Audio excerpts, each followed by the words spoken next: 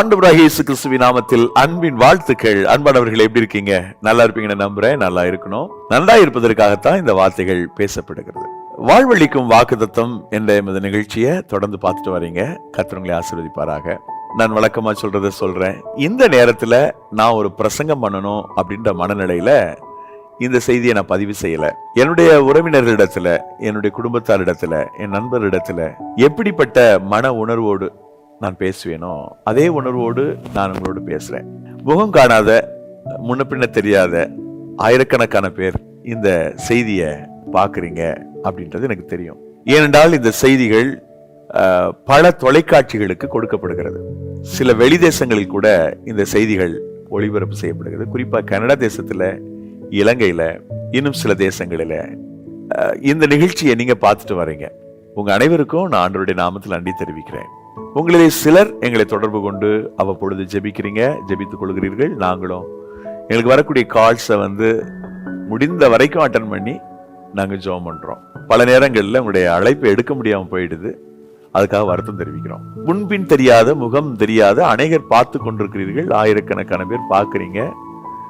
யூடியூப்ல சில நூறு மக்கள் இந்த நிகழ்ச்சியை தொடர்ச்சியை பார்த்துட்டு வரீங்க. உங்களை யாருன்னு தெரியாட்டாலும் என்னுடைய மனசுல என்ன உணர்வுன்னா, ஐயோ, என் சகோதரன், என் சகோதரி, என் தகப்பன், என் தாய் என்ற உணர்வோடு தான் இந்த வார்த்தைகளை நான் பேசுகிறேன். அதனால இயல்பா நான் பேச விரும்புறேன். நான் ஒரு பிரசங்கம் பண்றேன்ற அந்த நினைவை விட்டு நான் வெளியில வந்துட்டேன். பிரசங்கம் பண்றோம் அப்படின்ற நினைவை விட்டு வெளியில வந்துடுறேன். நான் உங்களுக்கு ஒரு சில விஷயங்களை ஷேர் பண்றேன், அவ்வளவுதான். That's all. அதனால ஒரு பெருசா ஒரு பிரசங்கம் அப்படின்னு எதிர்பார்த்துறாதீங்க. நான் எப்போதும் இயல்பா உங்களோட பேசணும்னு ஆசைப்படுறேன். ஒவ்வொரு நாளும் நாம ஒரு வாக்குத்தத்த வசனத்தை தியானம் பண்றோம் இல்லையா? ஒவ்வொரு நாளும் ஒரு வாக்குத்தத்த வசனத்தை தியானம் பண்றோம். அந்த வசனத்தை தான் நான் மையப்படுத்தி உங்களோடு கர்த்தருடைய வார்த்தையை பகிர்ந்து கொடுத்து வருகிறேன். நிறைய பேர் இந்த செய்திகள் எல்லாம் குறிப்பெடுக்கிறதா சொன்னீங்க. எடுக்கிறது தப்பு இல்லை. சிலருக்கு வேக வேகமா வசனங்கள் சொல்றதுனால குறிக்க முடியாது. அப்படிப்பட்டவங்களுக்கு நான் டெய்லி கொடுக்கக்கூடிய இந்த செய்தியினுடைய அவுட்லைன், அதாவது குறிப்புகள் புத்தகமா வெளிவந்திருக்கு. உங்களுக்கு அந்த புத்தகம் தேவைப்பட்டுச்சுன்னா நீங்க எங்களுக்கு தெரிவிக்கலாம். வாழ்வழிக்கும் வாக்குத்தத்தம் அப்படின்ற அந்த பேர்லயே பார்ட் 1 புத்தகம் வந்துருச்சு. பார்ட் 2 வரப்போகுது. 2வது பகுதியும் வரப்போகுது. எங்களால முடிஞ்ச வரைக்கும் அதை செஞ்சுட்டு இருக்கிறோம். ஸோ அந்த பிரசங்கம் பண்றவங்க அவங்களுக்கு இந்த புத்தகம் ரொம்ப பயனுள்ளதா இருக்கும். ஏன்னா 100 அவுட்லைன் அதுல இருக்கு. புத்தகம் தேவைப்பட்டா நீங்க எங்களை தொடர்பு கொள்ளுங்க. புத்தகங்கள் உங்களுக்கு அனுப்பி வைக்கப்படும். குறிப்பு எடுக்கிறவங்களுக்காக நான் தேவனை துதிக்கிறேன். குறிப்பு எடுக்கிற தப்பு இல்லை, தொடர்ந்து எடுங்க. ஸோ இந்த நேரத்திலும் என்னுடைய அன்பான உறவுகளே, தமிழ் உறவுகளே, ஆண்டவருடைய வார்த்தை உங்களுக்காக வருகிறது. இன்றைக்கு என்ன வார்த்தை? ஒவ்வொரு நாளும் நான் ஏதாவது ஒரு வாக்குத்தத்த வசனத்தை சிந்திச்சுட்டே இருப்பேன்.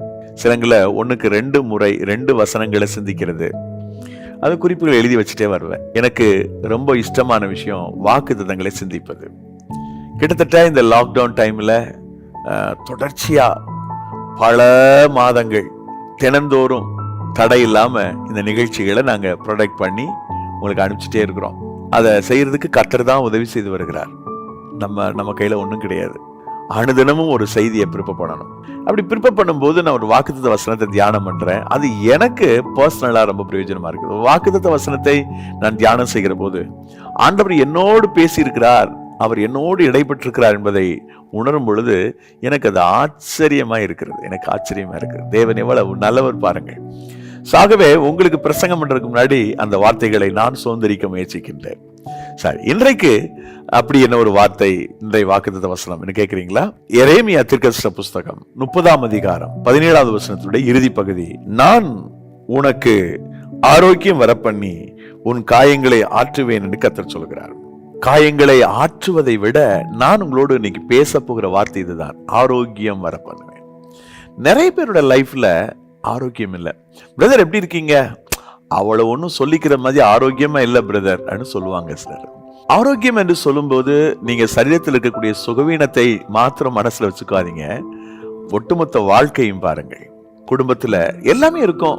நல்ல சுகத்தோட இருப்பாங்க, பலத்தோட இருப்பாங்க, நல்ல பங்களா இருக்கும், நல்ல கார் இருக்கும். ஆனா சமாதானம் இருக்காது, சந்தோஷம் இருக்காது. அந்த விஷயத்துல ஒரு ஆரோக்கியம் இல்லை. ஆரோக்கியமான உறவு இல்லை என்று சொல்லுவாங்க. பாத்திருக்கீங்களா? ஆரோக்கியமான உறவு இல்லை, அவர்களுக்குள்ள இந்த ரிலேஷன்ஷிப் இல்லை. தேவன் வைத்திருக்கக்கூடிய ஒழுங்கின்படி எந்த விதமான ஒரு மாற்றத்தையும் அவர்கள் பெற இயலாதவர்களாக அல்லது பெற முடியாதவர்களாக இருக்கிறார்கள். தேவன் நம்மை ஆரோக்கியமாக இருக்கும்படித்தான் அழைத்தார். நம்முடைய வாழ்க்கையின் எல்லா பகுதிகளிலேயும் நாம் ஆரோக்கியமாக வாழ வேண்டும், ஆரோக்கியமாக ஜீவிக்கும் என்பதுதான் ஆண்டவருடைய அளவிட முடியாத விருப்பம், வாஞ்சை எல்லாமே. ஆனால் எனக்கு அன்பான கர்த்தருடைய மக்களே, தேவ பிள்ளைகளே, இந்த ஆரோக்கியத்தை நாம் இழந்து போகும்படி பிசாசு வஞ்சகமாக நம்மை திசை திருப்புகிறான். அவன் எப்போது நம்மை மிஸ்கைட் பண்ணுகிறான். இந்த நாளிலும் ஆண்டவர் உங்களுடைய வாழ்க்கையில், உங்களுடைய ஜீவிதத்தில் மிகப்பெரிய ஒரு மாற்றத்தை, ஆசீர்வாதத்தை கர்த்தர் கொடுக்க விரும்புகிறார். ஆம், நீங்கள் ஆசீர்வாதம் பெறுவீர்கள். ஆரோக்கியம் அடைவதனாலே அந்த ஆசீர்வாதம் உங்களுக்கு கிடைக்கும். நான் இந்த குறிப்பிட்ட அதிகாரத்தை இந்த காலவேளையில வாசித்துக் கொண்டு வந்த போது, இந்த ஆரோக்கியம் இல்லாமல் போவதற்கான காரணம், நீங்க ஆரோக்கியத்தை இழந்து ஆரோக்கியம் இல்லாமல் காரணம் என்ன என்று பார்த்த போது, அல்லது ஆரோக்கியம் வருவதற்கு நம்ம என்ன செய்ய வேண்டும் என்ற கண்ணோட்டத்தில் இந்த பகுதியை வாசித்த போது 3 முக்கியமான காரியங்களை நான் கவனித்தேன். ஒன்று, நம் தேவனாகி கர்த்தரை நாம் சேவிக்க வேண்டும். இரண்டாவது, அவருடைய தீர்க்கதரிசிகள், அவருடைய ஊழியக்காரர்கள் மேல நாம் கொஞ்சம் கவனம் வைத்து அவர்களிடத்துல நம்முடைய ஆலோசனை பெறணும். அதையும் சேவித்தல் என்றுதான் சொல்லப்பட்டிருக்கிறது. மூன்றாவது, எதெல்லாம் நம்முடைய பாவம்னு நம்ம நினைக்கிறோமோ அந்த பாவத்தை, அந்த குற்றத்தை நாம விட்டுட்டு தேவனை நோக்கி நாம பார்க்கணும். இந்த 3 விஷயத்தையும் நீங்க செஞ்சிட்டீங்கன்னா இந்த ஆரோக்கியம் தானால வரும். இந்த ஆரோக்கியத்தை யாரு தடுக்க முடியாது, யாரு பிடிச்சு நிறுத்த முடியாது. இந்த ஆரோக்கியத்தை கர்த்தர் மிக அற்புதமாய் நம்முடைய வாழ்க்கையில கொண்டு வந்து நம்மை அலங்கரிப்பார் என்பதிலே மாற்று கருத்து இல்லை. ஆக முதலாவது நாம் செய்ய வேண்டியது நம் தேவனாகி கர்த்தரை சேவிப்பது. 30வது அதிகாரம் எரேமியா 9வது வசனம். தங்கள் தேவனாகி கர்த்தரையும் நான் தங்களுக்கு எழுப்ப போகிற தங்கள் ராஜாவாகிய தாவீதையுமே சேவிப்பார்கள். அதாவது தேவனை சேவிக்க வேண்டும். முதலாவது யோசுவா சொன்னான், நானும் என் வீட்டாரும் வென்றால் கர்த்தரையே சேவிப்போம். அவனுடைய முடிவு ரொம்ப ஆரோக்கியம் இருந்ததுக்கு காரணம் என்ன? அவனுக்கு கர்த்தர் கொடுத்த மிஷனை மிக சரியா சக்சஸ் பண்ணினானே. காரணம் என்ன? அவனுடைய சகல காரியமும் ஆரோக்கியமா இருந்துச்சு. காரணம் என்னன்னு கேட்டா, அவன் கர்த்தரை சேவிக்கிறவன், தேவனை சேவிக்கிறான். ஆகவேதான் அவனுடைய வாழ்க்கையில ஒரு ஆரோக்கியமான முடிவை நாம் பார்க்க முடிகிறது, ஒரு ஆரோக்கியமான சூழலை நாம் பார்க்க முடிகிறது. எனக்கு அன்பான சகோதர சகோதரிகளே, பெரியவர்களே, தாய்மார்களே, இந்த நாளில ஆண்டவர் அவரை சேவிப்பவர்களுக்கு அந்த ஆரோக்கியத்தை தருகிறார். புதிய ஏற்பாட்டில பல இடங்களில நீங்க பார்க்க முடியும். குறிப்பாக லூக்கா 17ஆம் அதிகாரத்துல பாத்தீங்கன்னா, அதுல 15வது வசனத்துல ஒரு 10 குஷ்டரோகிங்க ஆண்டவரிடத்துல வருகிறார்கள். அவங்க போய் நீ ஆசாரியனுக்கு காட்டுன்னு கர்த்தர் சொல்றாரு. இந்த 10 பேர் போகும்போது போற வழியில ஒருத்தன் ஆரோக்கியம் அடைந்தானா, ஆரோக்கியம் அடைந்தான். அவன் திரும்ப இயேசுனுடைய பாதத்தில் விழுந்து நன்றி சொல்றான். இயேசு கிறிஸ்துவை சேவிக்கிற போது, இயேசு கிறிஸ்துவை தேடுகிற போது, இயேசு கிறிஸ்துவை ஆராதிக்கிற போது, எனக்கு அன்பானவர்களே, நாம் ஆரோக்கியம் அடைகிறோம். இயேசுவை தேடி வந்த அந்த மனிதனுடைய லைஃப்ல ஒரு பெரிய மாற்றம். 10 பேரும் வந்தாங்க, 10 பேரும் சுகம் அடைஞ்சாங்க, ஆரோக்கியம் அடைஞ்சாங்கன்றது வேறு விஷயம். ஆனா அந்த ஒருவனுடைய வாழ்க்கையில தான் நாம ஒரு, அதாவது சொல்லிக் கொள்ளும்படியான ஒரு மாற்றத்தை பார்க்க முடிகிறது. தனக்கு சுகம் கொடுத்த ஆண்டவரை அவன் கனப்படுத்த விரும்பினான். திரும்பி ஓடோடி வந்தான், ஆண்டவருடைய பாதத்துல விழுந்து வணங்கினான். இதைத்தான் நாம் இந்த லூக்கா 17 வாசிக்கிறோம். தேவனிடத்துல வருகிற, அவரை சேவிக்கிற எல்லா மனுஷனுடைய லைஃப்லயும் ஒரு ஆரோக்கியம் கிடைக்கும். அப்படியே நீங்க மார்க் புத்தகம் 5ஆம் அதிகாரத்துக்கு பாங்க. அந்த ஒரு 5ஆம் அதிகாரத்துல மட்டும் 2 பேர் ஆரோக்கியம் அடைந்தார்கள் என்று சொல்லப்பட்டிருக்கிறது. முதலாவது 12 வருஷம் பெரும்பாடுள்ள ஒரு பெண்மணி, அவள் ஆரோக்கியம் அடைந்தாள். இயேசுனுடைய பாதத்துக்கு இயேசுவிடத்துல போய் அவரை கேட்டுக்கிட்டா எனக்கு சுகம் கிடைக்க நினைச்சுதான் வந்தா. ஆனால் அவர் கிட்டத்துல போறதுக்கு அவளுக்கு அவகாசம் இல்லை, சந்தர்ப்பம் இல்லை. அவருடைய வஸ்திரத்தின் ஓரத்தையாக நான் தொடுவேன்னு சொல்லி விசுவாசித்தாள். இயேசுவின் இடத்துல அத்தனை நம்பிக்கை வைத்து வஸ்திரத்தின் ஓரத்தை தொட்டால் பாருங்கள், ஒரு வல்லமை வெளிப்பட்டது. அந்த நேரமே அவருடைய உதரத்தின் ஊழல் நின்று போயிட்டு அவள் சுகமடைந்தாள், ஆரோக்கியம் அடைந்தாள் என்கிற வார்த்தை மிக முக்கியமானது. பாருங்க, யாரெல்லாம் ஆண்டவரை சேவிக்கிறாங்களோ, யாரெல்லாம் ஆண்டவருடைய சமூகத்துக்கு போகிறாங்களோ, அவங்க எல்லாருக்குமே கர்த்தர் அந்த ஆரோக்கியத்தை கொடுக்கிறார். இந்த சுகத்தை, சுபிட்சத்தை ஆண்டவர் கொடுக்கிறார். அப்படி அந்த அதிகாரத்துல கொஞ்சம் இன்னும் கூட மேல் நோக்கி போய் பார்த்தீங்கன்னா, மார்க்கு 5ஆம் அதிகாரம் 23வது வசனத்தில் இப்படி வாசிக்கிறோம். என் குமாரத்தி மரண அவஸ்தைப்படுகிறாள், அவள் ஆரோக்கியம் அடையும்படிக்கு நீர் வந்து அவள் மேல் உமது கைகளை வையும், அப்பொழுது பிழைப்பாள் என்று அவரை மிக வேண்டிக் கொண்டார். தன்னுடைய மகள், ஒரே மகள் யவீர் என்கிற ஜெபாலய தலைவன், அவள் மரண அவஸ்தையா இருக்கிறாள், ஆண்டவரே நீர் வந்து கையை வச்சா போதும், என் மகள் பிழைத்துக் கொள்வாள் என்று ஆண்டவரிடத்தில் கேட்கிறார். அப்படியே அவள் ஆரோக்கியம் அடைந்தாள் என்பது பார்க்கிறோம். வேதாகமத்தில் எங்கெல்லாம் மக்கள் தேவனை ஆராதனை செய்கிறார்களோ, அவரை சேவிக்கிறார்களோ, அங்கே கர்த்தர் ஆரோக்கியத்தை வர பண்ணுகிறார், அங்கே கர்த்தர் ஆரோக்கியத்தை கொடுத்து ஆசீர்வதிக்கிறார். எனது அன்பு சகோதர சகோதரிகளே, பெரியவர்களே, தாய்மார்களே, இந்த நாளிலே ஆரோக்கியம் வரப்பண்ணுகிற கர்த்தர் உங்கள் வாழ்க்கையில ஆரோக்கியத்தை வர பண்ணுவார். இன்னும் கூட மத்தேயு நற்செய்தி நூல் 15ஆம் அதிகாரத்தில் 28வது வசனத்துல பார்க்கிறோம். அந்நேரம் முதல் அந்த கானானிய பெண்மணியுடைய மகள் ஆரோக்கியம் அடைந்தாள் என்ற வசனத்தை அங்கே வாசிக்க முடியும். ஆண்டவரிடத்திலே போனால், அவரை சேவித்தாள், அவரை பிடித்துக் கொண்டாள், என்னுடைய மகள், பிசாசு பிடித்த மகள் முழுவதுமாக விடுதலை ஆவாள், ஆரோக்கியம் அடைவாள் என்று அந்த தாய் நம்பினாள். அப்படியே அந்த நம்பிக்கையின்படி அவள் ஆண்டவரை சேவித்த அந்த சேவகத்தின்படியே பிரியமானவர்களே ஒரு பெரிய அற்புதத்தை கர்த்தர் நிகழ்த்தினார். ஆம், ஆண்டவர் வார்த்தை சொன்ன அதே நேரத்தில் கானானிய பெண்மணியினுடைய மகள் சுகமடைந்தாள், ஆரோக்கியம் அடைந்தாள். ஆகவே கர்த்தரை நீங்கள் சேவிக்கிற போது, ஆண்டவரை சேவிக்கிற போது உங்கள் வாழ்க்கையில், உங்களுடைய ஜீவிதத்தில் ஒரு மிகப்பெரிய ஆரோக்கியம் உண்டாகும் அன்பானவர்களே. மூன்றாவதாக நாம கவனம் செலுத்த வேண்டிய காரியம், தாவீதை சேவியுங்கள் என்று சொல்லப்பட்டிருக்கிறது. இதை நம்ம சரியாக புரிந்து கொள்வோம். எரேமியா 30:9, தங்கள் தேவனாகிய கர்த்தரையும் நான் தங்களுக்கு எழுப்ப போகிற தங்கள் ராஜாவாகிய தாவீதையுமே சேவிப்பார்கள். இந்த தாவீதையுமே சேவிப்பார்கள். கடவுளை சேவிக்கிறவங்க எப்படி மனுஷன் சேவிக்க முடியும் நினைச்சிடாதீங்க. இந்த இடத்துல சேவித்தல் என்று சொன்னால் அந்த அதிகாரங்களுக்கு உட்பட்டு நடக்கிறது, ஆலோசனை பெறுவது, இதெல்லாம் அதுல உள்ள அடக்கம். தாவீதை பற்றி சொல்லும் போது அவர் ஒரு ராஜான்னு பார்க்காதீங்க, ஒரு ஊழியக்காரர். தேவனை சேவிப்பது போல நமக்கு மேல கர்த்தர் வச்சிருக்கிற ஊழியக்காரங்களை நாம சேவித்தல் என்றால் அவருடைய ஆலோசனை பெறுவது, அவருடைய ஒத்தாசையை பெறுவது, அவருடைய வழிநடத்துதலை நாம் பெற்றுக்கொள்வது. தாவீதை குறித்து வேதம் சொல்லுகிறது. அப்போஸ்தலர் நடவடிக்கைகள் 13வது அதிகாரம் 36வது வசனம், தாவீது தன் காலத்துக்குள் வாழ்ந்தவர்களுக்குள்ளே தேவனுடைய சித்தத்தின்படி ஊழியம் செய்தார் என்று அந்த வசனம் சொல்லுது. நீங்க the God's will படி, அதாவது perfect will of God படி நீங்கள் ஆண்டவருடைய ஊழியத்தை செய்யக்கூடிய தேவ மனிதர்களை சார்ந்து கொள்ளுங்கள், அவரிடத்தில் யோசனை கேளுங்கள். அவர்கள் மூலமாக நிச்சயமாக உங்களுடைய லைஃப்ல ஒரு மிகப்பெரிய மாற்றம் உண்டாகும், ஆரோக்கியம் பிறக்கும், ஆரோக்கியத்தை கர்த்தர் கொடுப்பார். சோ இந்த நாளிலும் அதற்கு அடையாளமாக நான் ராஜாக்கள் புஸ்தகத்திலிருந்து 1-2 வசனங்களை வாசிக்க விரும்புகிறேன். 2 ராஜாக்கள் புஸ்தகம் 2வது அதிகாரம் 21வது வசனம், அவன் நீரூற்றண்டைக்கு போய் உப்பை அதில் போட்டு இந்த தண்ணீரை ஆரோக்கியமாக்கினேன், இனி இதனால் சாவு வராது, நிலப்பாலும் இராது என்று கர்த்தர் சொல்லுகிறார் என்றான். எலிசா சொன்ன வார்த்தையின்படியே அந்த தண்ணீர் இந்நாள் வரைக்கும் இருக்கிறபடி ஆரோக்கியம் ஆயிற்று. ஒரு இடத்துக்கு தேவ பிள்ளைகள் சென்ற போது அங்கே தண்ணி குடிக்க முடியல, அது கசப்பான தண்ணியாக, குடிக்க முடியாத தண்ணியா இருந்துச்சு. அப்போ எலிசா தீர்க்கதரிசி வந்து கொஞ்சம் உப்பை போட்டு ஜெபம் பண்றான். அந்த பிரேயர் பண்ணி முடிச்ச உடனே அந்த தண்ணீர் ஆரோக்கியமாச்சான். உங்க லைஃப்ல, நம்ம லைஃப்ல ஒரு ஆரோக்கியம் கிடைக்கணும்னு சொன்னா நமக்கு மேல கர்த்தர் வச்சிருக்கிற ஊழியக்காரருடைய யோசனை தேவை, அவருடைய வழிநடத்துதல் தேவை. நிறைய நேரங்களிலே சில தேவ பிள்ளைகள் பாருங்க, இஷ்டம் போல செய்வாங்க, மாட்டிக்குவாங்க. ஆனா சில மக்களை பார்த்திருக்கிறேன், சின்ன சின்ன காரியமானாலும் பிரதர் கொஞ்சம் ஜெபம் பண்ணுங்க பிரதர், இது செய்யலாம்னு நினைக்கிறேன். அப்போ கர்த்தர் அவர்களை மிக அழகாய் நடத்துகிறதை அந்த ஊழியக்காரனும் சொல்ல முடிகிறது. எல்லா நேரமும் ஊழியக்காரர்கள் சரியா சொல்றாங்கன்னா அது ஊழியக்காரருடைய ஆவிக்குறி நிலைமை பொறுத்து தான். ஆனா என்ன கேட்டா, ஒரு மூத்த தேவ மனிதர் உங்களை கர்த்தருக்குள்ள நடத்தினவங்க ஆலோசனை கேட்டு செய்யுங்க.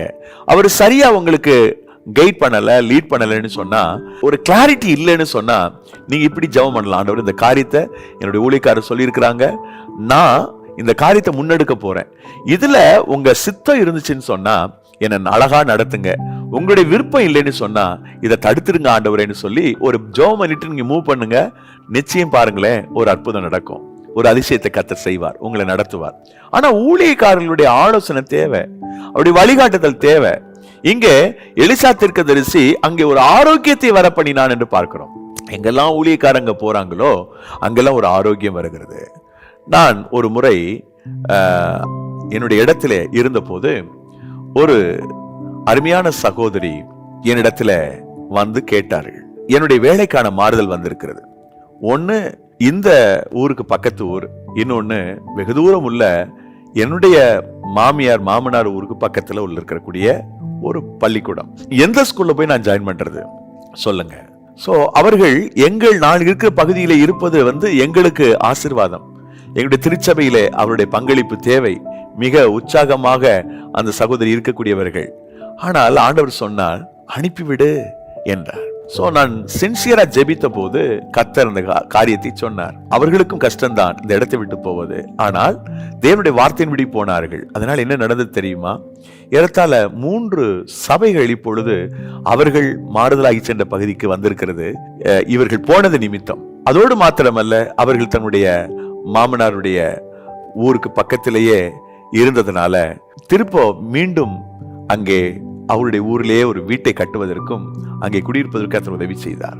சோ ஒருவேளை அவர்கள் இந்த இடத்துல இருந்திருந்தால் சில விருத்தி, சில ஆசீர்வாதம் இல்லாமல் போயிருக்கும். நான் அதை நினைத்து பார்ப்பேன். தேவன் எவ்வளவு அழகாய் நடத்துகிறார். ஒருவேளை மாம்சத்தின்படி நான் ஒரு ஆலோசனை சொல்லியிருந்தால் கூட நிச்சயமாக ஒரு நஷ்டம் ஏற்பட்டிருக்கும். எங்களுக்கும் ஏற்பட்டிருக்கும், அந்த சகோதரிக்கு ஏற்பட்டிருக்கும். அப்படி அல்ல, தேவனுடைய விருப்பம் இதுதான் என்பதை கண்டுபிடித்த போது, இல்லை சகோதரி நீங்கள் இங்கு இருக்க வேண்டாம், நீங்கள் புறப்பட்டு போங்கள் என்று சொன்ன போது அந்த சகோதரி அப்படியே செய்தார்கள். அவர்கள் போனது நிமித்தம் மிக பெரும் ஒரு ஆசீர்வாதம் வந்துவிட்டது. ஆம் அன்பானவர்களே, ஊழியர்களை தேவன் பயன்படுத்துகிறார்.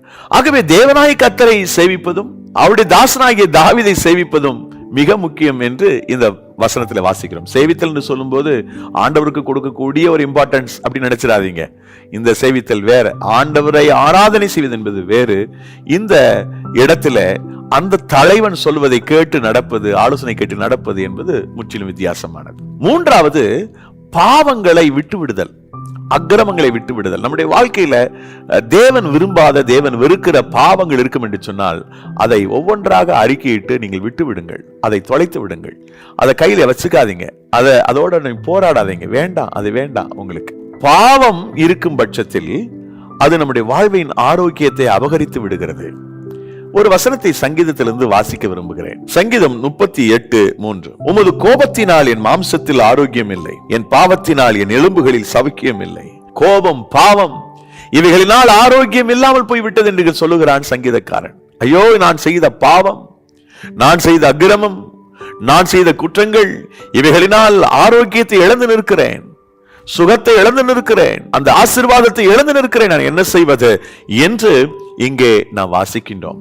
அன்பு தெய்வத்தினுடைய பிள்ளைகளே, அருள்நாதர் இயேசு கிறிஸ்துவினுடைய ஈடு இணையில்லாத தேவ பிரசன்னமும் ஆசீர்வாதமும் நமக்கு உண்டாகட்டும். நாம் ஆசீர்வதிக்கப்படும்படி, நாம் உயர்த்தப்படும்படி, நாம் கனப்படுத்தப்படும்படி தேவன் நமக்கு உதவி செய்வார்.